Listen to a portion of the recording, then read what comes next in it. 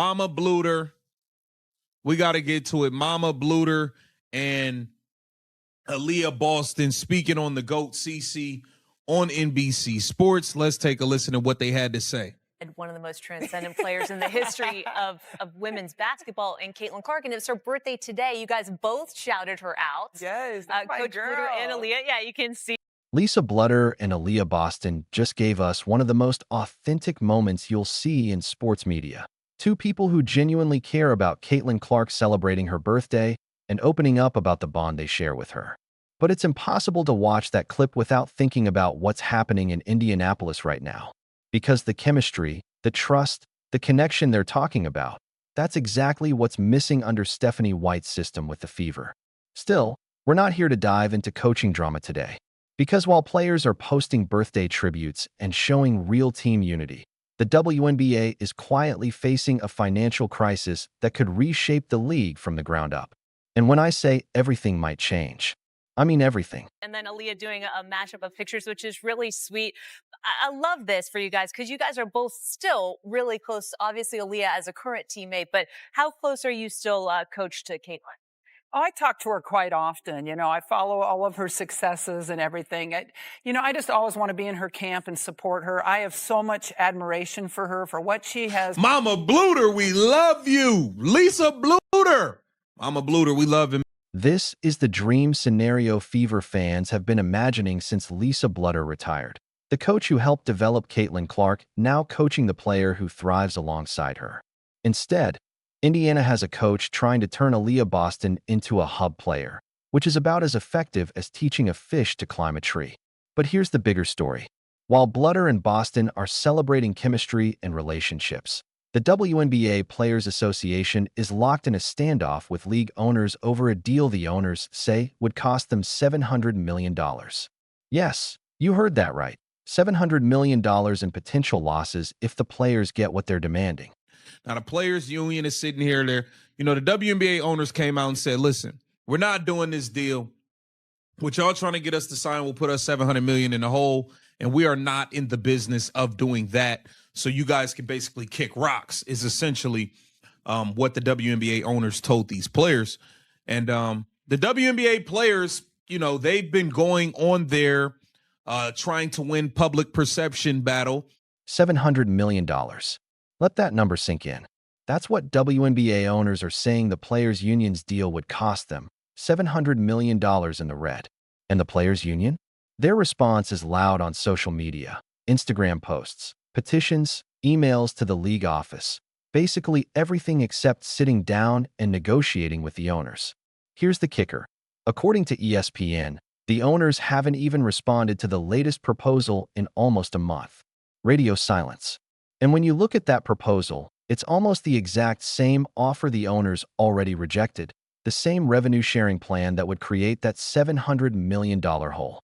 Our priority is a deal that significantly increases player salaries, enhances the overall player experience, and supports the long-term growth of the league for current and future generations of players and fans, the league said in a statement earlier this month. So we are still at a standstill. Let me break down what's really going on here, because the details matter. Both sides finally agreed on one thing. Player compensation should be tied directly to league revenue. That's the first real agreement they've reached on anything fundamental. But then everything falls apart. The owners want to base it on net revenue. That's the money left over after expenses. The players want gross revenue, the total money coming in before any costs are deducted. Here's the math. The league's latest offer would give players roughly 70% of net revenue based on current projections. Sounds big, right? But it's not guaranteed. The formula doesn't ensure owners make a profit, and teams could end up shouldering the cost if revenue falls short or expenses spike, even for things they can't control. Think about it in real terms. If the WNBA lands a massive TV deal bringing in $300 million, but spends $200 million on production, travel, marketing, and operations, the net revenue is $100 million. Under the owner's plan, the players get a share of that $100 million. Under the players' plan, using gross revenue, they'd get a cut of the full $300 million. No deductions, no excuses. love and miss you. Why can't you just come get Stephanie White the hell out of here, man? Mama Bluter, why are you leaving us to deal with this Stephanie White lady? God, man, you know how much easier and at peace Caitlin Clark and Indiana Fever fans could be if Lisa Bluter was the head coach. Think about how easy. And that's where we are, a complete standstill. Headlines might say the league's future hangs in the balance. But here's the truth. The owners have already made their decision. They're just waiting to see if the players will blink first.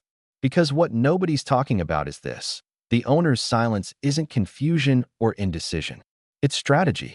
They've made their final offer. The players rejected it, and then sent back basically the same proposal they'd already been told no to. Now, the owners are quietly preparing to move forward with replacement players if necessary. Think about the timeline. Adam Silver, NBA commissioner and a key figure in WNBA operations, told the players months ago that revenue sharing wasn't happening. Salaries were increased, but not through a revenue-sharing model. The players said they had a strong relationship with Silver and then ignored him, pushing for revenue sharing anyway. Now the owners have stopped responding. This isn't a negotiation tactic. It's preparation for a lockout. There's a date in their minds, a deadline.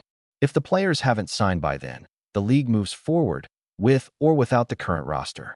And they might be right. The math the players are proposing doesn't work. Guaranteeing a deal that creates $700 million in losses isn't negotiation. It's financial suicide. Now, compare this to Lisa Bluter talking about Caitlin Clark, supporting her, building trust, celebrating accomplishments. That's how professional relationships work in sports. Trust, support, mutual respect. Compare that to what's happening now between the WNBA Players Union and the owners. There's no trust. The players are on Instagram, petitions, and emails, trying to win a public perception battle instead of negotiating in good faith. The owners? Radio silence. Both sides are gearing up for war instead of partnership. And here's the kicker. The WNBA just had its best season ever. Caitlin Clark brought millions of new fans. Ratings soared. Attendance smashed records. Merchandise exploded. The league finally had momentum, mainstream attention, cultural relevance. And now, instead of capitalizing on it, we might be headed toward a lockout because the players' union is demanding a deal that would bankrupt the league. The owner's offer isn't bad. 70% of net revenue would make WNBA players some of the highest-paid athletes in American sports relative to league revenue. But the union wants gross revenue sharing, guaranteed money, even if the league loses money. The owners are saying no because that's not how business works. You can't promise more money than you make. That's fantasy, not negotiation. Where do we go from here? The players keep posting on Instagram. The owners keep preparing replacement players. And the clock keeps ticking toward a deadline neither side is publicly acknowledging, but both know is coming. The union thinks it has leverage because of last season's success.